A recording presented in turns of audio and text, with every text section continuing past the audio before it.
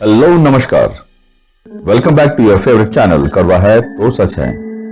भारत का सही इतिहास जानने के लिए इस चैनल के हर वीडियो को ध्यान से देखें और भारत पर हुए इस्लामी आक्रमणों का सही विश्लेषण जानने के लिए कासिम से आखिरी मुगल तक इस सीरीज को अवश्य देख लें। आप देख रहे हैं कासिम से आखिरी मुगल तक सीरीज का 25वां एपिसोड। ये एपिसोड एक इंटरवल एपिसोड है। अब तक इस सीरीज के 24 एपिसोड में हमने क्या और कितना इतिहास जाना है, आगे बढ़ने से पहले एक बार रुक कर देख लेते हैं इस्लामी आक्रमणों का एक संक्षिप्त विवरण, क्योंकि इस एपिसोड के बाद मुगल वंश के आरंभ और अंत और उसी के साथ भारत पर इस्लामी शासन के अंत का इतिहास का विवरण होगा। इतिहास के बारे में फैलाए गए कई झूठी बातों का पर्दाफाश भी होगा।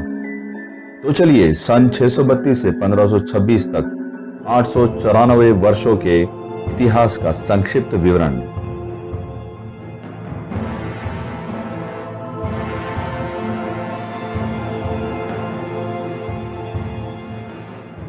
दिल्ली पर शासन के इस काल को हम दो भागों में विभाजित कर सकते हैं।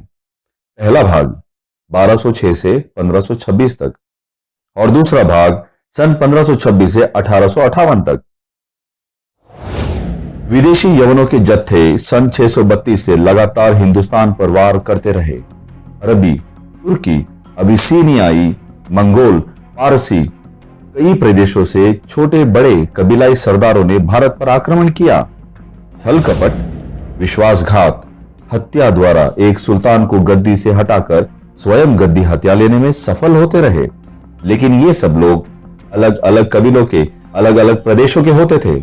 इनको पहली और आंशिक सफलता मिली सन 711 में, जब मोहम्मद बिन कासिम ने सिंध पर आक्रमण कर सिंध के रावर दुर्ग को जीत लिया। रावर दुर्ग का दरवाजा अंदर से खोला गया था। राजा दाहिर द्वारा शरणागत एक मुस्लिम अधिकारी अफीफ ने अपने शरणदाता राजा दाहिर को धोखा दिया। उसी ने युद्ध की एक रात्रि को कासिम के लिए रावर दुर्ग का दरवाजा खोल दिया, वरना रावर दुर्ग को जीतना असंभव था, सिंध पर कब्जा असंभव था। राजा दाहिर की पुत्रियों को खलीफा वलीद के पास गुलाम बनाकर भेज दिया गया। दाहिर की वीर पुत्रियों ने अपनी बुद्धि से ऐसा षड्यंत्र रचाया कि खलीफा के हाथों से ही कासिम का कत्ल करवा दिया।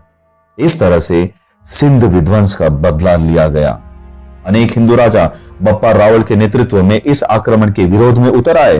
बप्पा रावल ने वो पराक्रम दिखाया कि अरबी इतिहासकार ही बताते हैं कि अरबी सेनाओं को मार मार कर ऐसा भगाया गया कि अरब पहुंचने तक उनकी सांसें अटकी रही। सारे कब्जाए प्रदेशों को वापस हिंदुओं के कब्जे में ले लिया। बप्पा रावल ने भारत भूमि से इन मलेच्छों को मार भगाया। बप्पा रावल का आतंक इन अरबी लुटेरों में ऐसा व्याप्त हुआ कि इसके बाद अरब से किसी लुटेरे ने भारत की तरफ आंख उठाने की भी हिम्मत नहीं दिखाई। तो क्या अरबों को सिर्फ मार भगाना ही काफी था? नहीं दोस्तों, बप्पा रावल ने अरब से भारत के रास्ते में कई शक्तिशाली दुर्ग बनवाए, चौकियां बनवाई, ताकि किसी भी हमलावर का तुरंत निराकरण हो सके।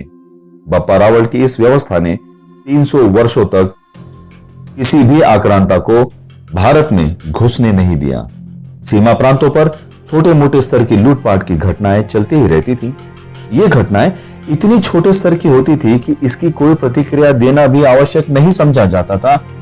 ठीक वैसे ही जैसे कि आजकल हो रहा है, भारत के किसी न किसी कोने में किसी हिंदू की हत्या, किसी हिंदू की लिंचिंग, किसी मंदिर का तोड़ा जाना या किसी हिंदू जुलूस पर पथराव, ये ऐसी घटनाएं हैं जिस पर हम हिंदू आज भी कोई प्रतिक्रिया नहीं देते हैं। क्यों नहीं देते हैं, सोचिएगा जरूर। तो चलिए, सन 1001 से मोहम्मद गजनवी के भारत पर 17 आक्रमण हुए। महमूद गजनवी को कई हिंदू राजाओं ने युद्ध में हराकर भगाया, लेकिन उसके हमले सतत जारी रहे और सोमनाथ मंदिर के विध्वंस में महमूद सफल रहा। महमूद काबुल और मुल्तान के रास्ते सोमनाथ पहुंचा था। सोमनाथ मंदिर की लूट के बाद जब खबर राजस्थान के राजपूतों को पहुंची तो उन्होंने महमूद को सोमनाथ की लूट का माल भारत से बाहर ना ले जाने देने की कसम खाई, परंतु महमूद को इसकी खबर हो गई। महमूद ने गजनवी लौटने का रास्ता ही बदल लिया। महमूद ने कच्छ के खारे रण के रास्ते जाने का निर्णय लिया। महादेव के ही एक भक्त को जबरदस्ती उसने मार्गदर्शक के तौर पर अपने साथ ले लिया। उस अनजान वीर पंडित ने जानबूझकर महमूद की सेनाओं को कच्छ के खारे रण में भटका दिया। महमूद के लुटेरे बिना दाना पानी के मरने लगे। महमूद को जब पंडित के इस षड्यंत्र का आभास हुआ तो उस पंडित के टुकड़े टुकड़े करवा दिए। कच्छ के रण से निकलते ही इस रास्ते में वीर जाट योद्धाओं से उनका सामना हुआ और उन्हें युद्ध करने पड़े। काफी लूट का माल हाथ से निकल गया। महमूद गिरते पड़ते किसी तरह से अपने देश गजनवी पहुंचा। इसके बाद 200 वर्षों तक का इतिहास पूरी तरह से गायब है। फिर सन 1190 के आसपास मोहम्मद गोरी भारत पर आक्रमण करने आया। वर्षों से जितने भी इस्लामी हमलों में हिंदुओं को जबरदस्ती मुसलमान बनाया गया था, मुसलमानों का प्रभाव ना होने से लगभग सबके सब वापस अपने निज सनातन धर्म को अपना चुके थे। गोरी के कई राजाओं से युद्ध हुए।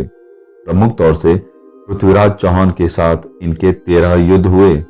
हर बार पृथ्वीराज ने घोरी को हरा दिया, परंतु आखिरी युद्ध पृथ्वीराज के लिए मृत्यु का कारण बना और इसी के साथ अजय मेरु पर मोहम्मद गौरी का कब्जा हो गया और सन 1204 आते आते मोहम्मद दिल्ली तक पहुंच गया। इन इस्लामी लुटेरों को भारत के सीमा प्रदेश के उपगण स्थान, जिसे हम आज अफगानिस्तान कहते हैं, वहां से दिल्ली तक पहुंचने में सन 632 से 574 वर्ष लग गए, जब 1206 में पहली बार इन यवनों को दिल्ली में अपनी केंद्रीय सत्ता स्थापित करने में सफलता मिली। याद रखिए, सिर्फ दिल्ली तक ही पहुंचे हैं। अभी भारत के दक्षिण भाग, उत्तर पूर्वी भाग, उत्तर के भाग सब बाकी हैं। दिल्ली के शासक गुलाम वंश के प्रथम शासक थे कुतुबुद्दीन ऐबक। सिर्फ 4 वर्षों तक का राज किया। अल्तमिश ने 36 वर्षों तक, रजिया सुल्तान का शासनकाल और उनके बाद आए कुछ गुलाम शासकों में से कोई भी प्रभावी शासक नहीं था। कुतुबुद्दीन के समय में ही बख्तियार खिलजी ने नालंदा विश्वविद्यालय समेत कई विद्यालयों का विध्वंस कर दिया। अपनी नजर उसने बंगाल और असम की तरफ दौड़ाई। असम के वीर राजा प्रीतु ने बख्तियार को करारी हार दी। ये हार उसके मृत्यु का भी कारण बनी। गुलाम वंश से शासन छीना जलालुद्दीन खिलजी ने, जो स्वयं अपने ही भतीजे एवं दामाद अलाउद्दीन खिलजी के हाथों मारा गया। अलाउद्दीन के बाद कुतुबुद्दीन खिलजी और बलबन जैसे शासक भी हुए, लेकिन इनमें से कोई भी लुटेरा प्रभावी नहीं था। दिल्ली की गद्दी हत्या ली पहले तुगलकी शासक गियाजुद्दीन ने और उसी के बेटे मोहम्मद तुगलक ने उसे मार दिया। मोहम्मद तुगलक, जिसने दिल्ली को देवगिरी ले जाने का मूर्खतापूर्ण निर्णय लिया था, जिसके तुगलकी फरमान आज भी वैसे ही प्रसिद्ध है। फिरोज शाह तुगलक तीसरा शासक बना जो कभी कोई युद्ध जीत ही नहीं सका, सिर्फ लूटपाट करके ही अपना खर्चा चलाता आया था। सन 1398 में तैमूर का आक्रमण हुआ दिल्ली पर। तैमूर द्वारा 1 लाख से भी अधिक हिंदुओं का एक दिन में कत्ल करवाना सबसे बर्बर कृत्य था। तैमूर का अलाशर के साथ युद्ध, तैमूर का करतार के साथ युद्ध, तैमूर का रामपियारी गुर्जर के साथ युद्ध, इन सारे युद्धों और हिंदू वीरों का प्रचंड विद्रोह देखकर अगले 4 वर्षों के भीतर ही तैमूर को भारत से भाग जाना पड़ा। इसी के साथ तुगलक वंश का नाश हुआ और खिज्र खान दिल्ली पर कब्जा कर बैठ गया। उसके बाद ही बहलोल लोधी ने खिज्र खान को हराकर दिल्ली पर लोधी वंश की स्थापना कर दी। सिकंदर लोधी पहला शासक बना और इब्राहिम लोधी ने भी कुछ शासन करने का प्रयास तो किया, परंतु कोई भी इस्लामी लुटेरा शांति से एक दिन भी शासन नहीं कर पाता था। सदैव हिंदुओं का प्रचंड विद्रोह झेलना ही पड़ता था। इब्राहिम लोधी का सामना बाबर से हुआ, जो अपने देश से भगाए जाने के बाद से ही अपने लिए जमीन ढूंढ रहा था। और दिल्ली की कमजोर हालत देखकर उसने दिल्ली की ओर रुख किया और इब्राहिम लोदी को हराकर मुगल वंश की स्थापना कर दी। इस तरह से मध्यकालीन इतिहास के दूसरे भाग का प्रारंभ हुआ, जो सन 1526 से 1858 तक मुगल वंश का एक छत्र शासन दिल्ली पर रहा। भाई भाई को मारकर, चाचा अपने भतीजे को, शागिर्द अपने उस्ताद को, पिता अपने पुत्र को समाप्त कर गद्दी हथिया लेता था। वैसे इनका शासन भी क्या शासन था। इनका शासन कैसा शासन था, ये जानकर हैरानी होगी कि ये लुटेरे अपने नागरिकों से धन लूटने के नए नए तरीके आविष्कार करते रहते थे और उसे कर सुधार, भूमि सुधार आदि का नाम दिया जाता रहा है। हैरानी होती है कि समस्त प्रकार की क्रूरताओं, भ्रष्टाचार, उत्पीड़न, जबरदस्ती, धर्म परिवर्तन, लूटपाट करते रहने के बावजूद भी ये इस्लामी सल्तनत भारत में सन 1206 से सन 1858 तक चलती कैसे रही। लेकिन 1858 में आखिरी मुगल के साथ ही इस्लामी सत्ता का अस्तित्व समाप्त कर दिया गया। वैसे देखा जाए तो सन 1707 में औरंगजेब की मौत के बाद ही इस्लामी सत्ता शक्तिविहीन हो चुकी थी। दिल्ली पर इन क्रूर यवनों का राज्य 658 वर्षों तक चला। बाकी ज्यादातर प्रदेश के हिंदू राजा इनकी लूटपाट से अपनी प्रजा को बचाने के लिए इनकी शर्तें मानकर अधीनता स्वीकार करने को मजबूर होते थे, और कुछ सत्ता का लालच भी होता था और कुछ विद्रोह न कर पाने की स्थिति भी कारण होती थी। सिर्फ दिल्ली तक ही इनका राज होता था। हिंदुस्तान पर इसका राज कहना सही बात नहीं होगी, क्योंकि इन 658 वर्षों में एक भी सुल्तान ऐसा नहीं था जिसने एक छत्र पूरे भारत पर राज किया हो। दिल्ली के अलावा बंगाल, जौनपुर, कश्मीर, बिहार, बहमनी, निजाम शाही, गुजरात सुल्तान, अवध के नवाब, मालवा सुल्तान, दक्षिण में हैदर और टीपू सुल्तान आदि भारत के अन्य हिस्सों में भी छोटे छोटे इस्लामी राज्य स्थापित हुए थे। हर इस्लामी हुकूमत को हिंदू विरोध सदैव झेलना पड़ा था। लेकिन आज के कुटिल इतिहासकार हमें यह बताते हैं कि इस्लामियों द्वारा भारत पर किए गए हमले सिर्फ भारत की संपन्नता के चलते और लूट के इरादे से हुए हैं। लेकिन इन आक्रमणकारियों की जीवनी पढ़ने से हमें ज्ञात होता है कि हर लुटेरा भारत पर आक्रमण करने को पवित्र जिहाद का नाम देता आया है।